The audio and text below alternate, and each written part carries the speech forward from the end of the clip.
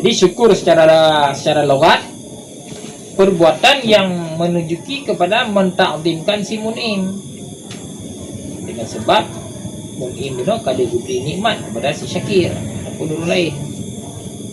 Jadi saban ni pengertian syukur secara logat saban dengan hamdu secara istilah. Munya secara istilah, munya hamdu, munya syukuru secara istilah, sarful abdi jami'a ma an'amallahu bihi alaihi ila ma khuliqa li ajli. Syukur secara istilah, sarful abdi mempergunakan desi hamba akan sekalian barang yang memberi nikmat oleh Allah dengannya. Nikmat diaturnya dengannya barang diaturnya si hamba. Dipergunakan ila ma khuliqa li ajli, kepada barang yang diciptakan akan dianya barang